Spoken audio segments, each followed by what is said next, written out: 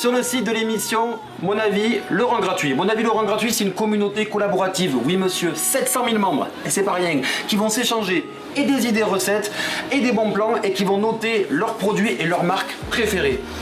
Vous allez me dire, mais qu'est-ce qu'il fait ce grand à me poser des questions comme ça? Je m'appelle Fabrice, chef de cuisine, oui monsieur, et je vais vous accompagner durant toute l'émission sur des astuces culinaires. Je vais chercher avec mon petit outil une de vos recettes, je vais la revisiter à ma façon. Vous, toutes les questions que vous voulez poser, allez-y, lâchez-vous, j'y réponds. C'est parti, c'est maintenant, c'est la recette, c'est bonus, c'est cadeau, c'est maintenant. On va parler concrètement maintenant. Petite visite sur le site Mon Avis Laurent Gratuit, navigation easy. Je me balade, je retrouve plusieurs rubriques. Moi, ce que je veux, c'est trouver mes recettes préférées. Je regarde toutes les marques, plus de 3000 marques. Je retrouve pour chaque marque tous les produits associés, les contenus, les photos, les vidéos et les idées recettes. Comme on est sur un espace collaboratif, bien sûr, je propose toutes mes recettes. Je suis cadeau, je donne, je facture rien, c'est pour moi. Maintenant, on va chercher une de vos recettes à vous et je vais la revisiter avec mes petits talents culinaires. C'est parti! Je me retrouve sur le moteur de recherche, donc là je dois chercher un produit.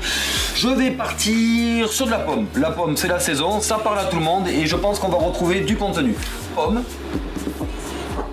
Ah mais bravo les gars, plus de 300 recettes de pommes, je retrouve de tout, je vois qu'on a du salé, je vois un peu de sucré, je vois des tartes, je vois plein de choses.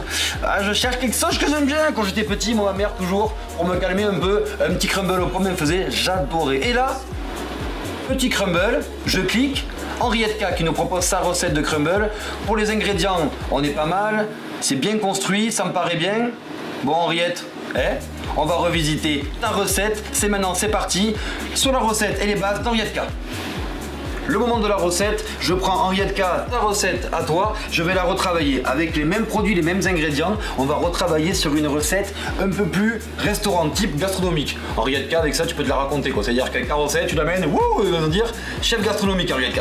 Donc du coup, je vais partir sur des pommes et un crumble. Les pommes par contre, je prends des plus grosses pommes, regardez. Ça c'est des rainettes grosses, elles vont me permettre de faire vraiment un dressage à l'assiette. Les pommes, très important, première étape, comme je vais garder la peau, c'est ce qui va maintenir ma pomme, on va les laver.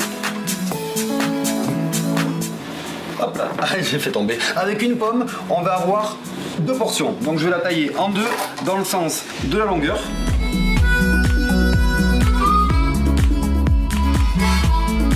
Alors si comme Henriette K, vous êtes une personne super cool et que vous prenez le temps de faire votre recette, vous pouvez passer un jus de citron sur vos pommes afin d'éviter qu'elles noircissent. Alors souvent je vois carrément on met le jus, vous allez ramener trop d'acidité, sachant que la pomme a déjà pas mal d'acidité.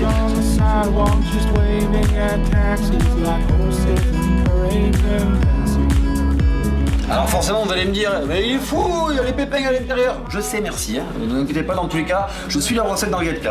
On va récupérer 7 petits outils comme ça. Ça c'est une cuillère à pommes parisienne. Ça vous permet de récupérer, regardez, seulement là où il y a les pépins, et regardez, on n'a pas pris beaucoup de chair, ça c'est le top. Si vous n'avez pas ce genre d'outil à la maison, avec une petite cuillère, ça peut le faire aussi. C'est mieux avec ça.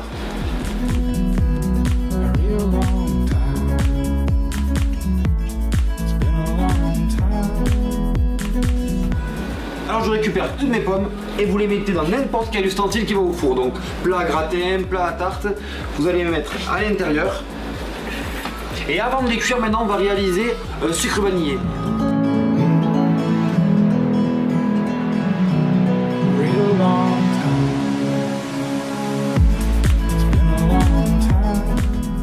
Je vais maintenant parsemer ce sucre dans tous les petits trous que j'ai fait. Ah ouais, parce qu'il y a un trou, faut bien le boucher. Alors, là je cours un peu, je sais pas pourquoi, mais je vais mettre mes pommes de côté, hop, comme ça, et je vais passer maintenant à l'étape du crumble. Donc on va récupérer, ça c'est important, un gros saladier, et je vais prendre les ingrédients du crumble, la farine, le sucre, le beurre, et là parce que je suis un canaillou, la poudre d'amande.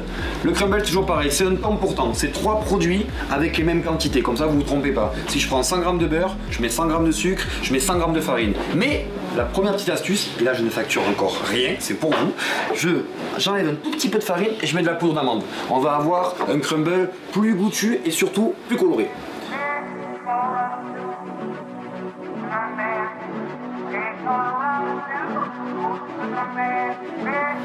Alors le crumble, mesdames et messieurs, il n'y a pas beaucoup de solutions. Les doigts bien propres et on malaxe la pâte avec ses doigts.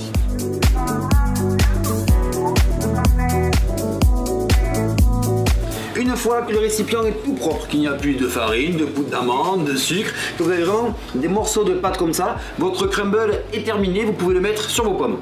Tu as une petite astuce? Approche bien. Alors comment avoir un crumble toute l'année déjà pris à l'emploi? Tu vas me dire, à part avoir un marchand de crumble à côté, c'est impossible. Et non! Là, quand vous êtes à ce niveau-là, vous avez des petites parties de pâte. Vous allez la condenser pour avoir une seule boule qui peut vous permettre d'intercepter un voleur, ou vous la prenez, vous la mettez au congélateur et une fois qu'elle sera bien congelée, vous la râpez et ça vous fera du crumble à la minute, à la demande, quand vous voulez.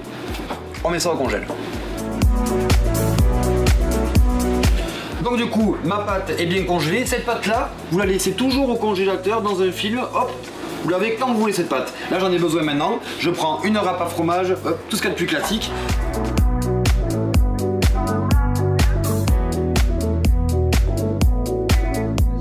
Allez, le moment arrive de passer à la cuisson. Je vais mettre mon crumble sur toute la surface de ma petite pomme. Je le mets au four à 170 degrés pendant 45 minutes pour avoir une pomme bien confite.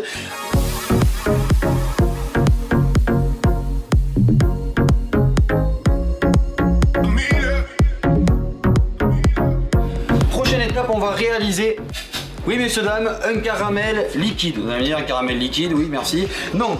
Comment utiliser un caramel de manière liquide et surtout, même quand on le met au frais ou quand on le laisse reposer, qui ne durcit pas. C'est-à-dire qu'on va faire une recette de caramel et en plus caramel beurre salé, pour une trop d'infos, qu'on vous allez pouvoir avoir en mise en place et que vous allez pouvoir utiliser sur 7-8 jours et il sera toujours liquide. La technique, c'est d'avoir d'abord un caramel brun à sec, c'est-à-dire que je vais faire fondre mon sucre directement dans la casserole, sans eau, sans liquide, vous allez laisser fondre. Attention, il faut bien surveiller. À côté de ça, on va faire chauffer de la crème. Si vous mettez un élément froid dans un caramel chaud, c'est là où du coup on a un choc thermique. En dehors du feu, vous allez monter votre caramel et on termine, ça c'est la gourmandise, avec du beurre demi-sel.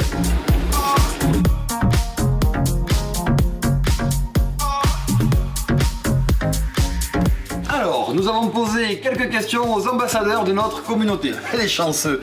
Nous avons Eugénia, la petite Eugénia, qui nous demande quel type de pomme utiliser pour réaliser le crumble. Alors Eugénia, mon petit, il existe plus de 250 variétés de pommes. Donc je vais pas te citer toutes les pommes qu'on peut utiliser. Mais par contre, on va expliquer ensemble quels sont les critères de sélection de pommes. Il y a 4 critères fondamentaux. Le premier critère, c'est l'acidité de la pomme. Certaines pommes sont plus ou moins acides. L'autre critère est le sucre, très important pour réaliser des compotes ou non. Le troisième critère est la texture, si on va avoir une pomme qui tient à la chaleur ou pas. Et le dernier critère est forcément le goût.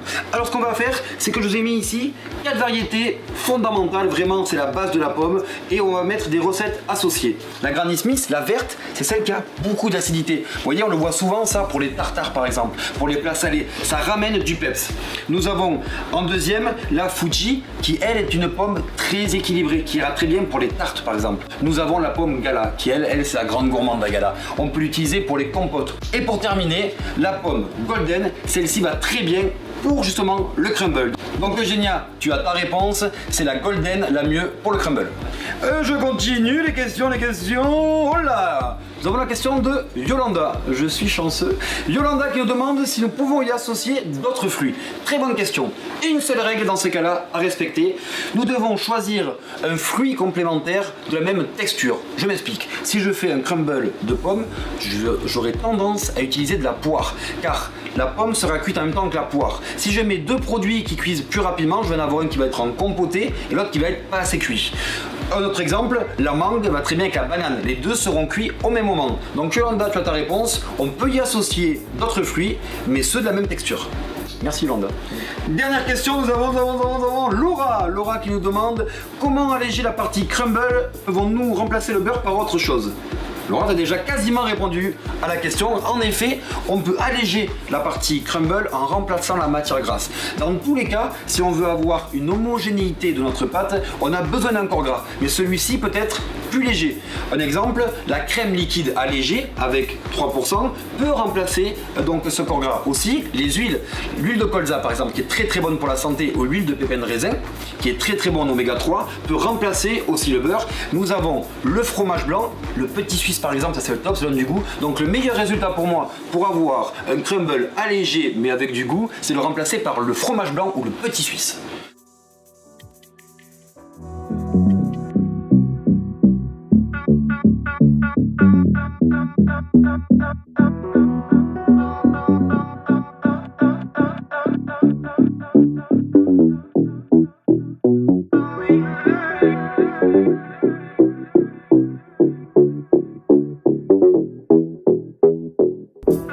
Le moment préféré du chef, celui de la revue de recettes, celui où je me balade sur la communauté et je vérifie vos recettes. Je suis un peu votre prof de recettes, à bande de canailloux. Je suis tombé sur la recette de Noël qui a réalisé la blanquette de veau à l'ancienne. Alors Noël déjà, bravo. La recette, c'est parfait, c'est l'original, c'est celle qu'on attend avec tous les détails. Par contre, au point numéro 8, j'ai vu que tu manquais peut-être de précision sur les quantités. Alors pour vous, la communauté, je vais vous aider sur cette recette. Pour 1 litre de bouillon, il vous faut 60 g de farine et de beurre. Noël, elle est restée un peu évasive, elle le fait un peu à bisto. Mais Noël, on n'a pas tous ton talent. Alors, si vous voulez avoir les quantités précises, pour 1 litre de bouillon de veau, il vous faut 60 g de farine, 60 g de beurre pour lier votre sauce. Et, petit bonus, ce mélange de farine et de beurre s'appelle un roux. Voilà, c'était la revue de recettes, ça m'a fait plaisir. Et Noël, continue comme ça. On arrive à la fin de l'émission, autant vous dire que j'ai passé un moment fabuleux avec vous, beaucoup de plaisir pour moi, j'espère que c'est pareil pour vous. On se retrouve très rapidement pour la recette coup de cœur. Ciao les copains!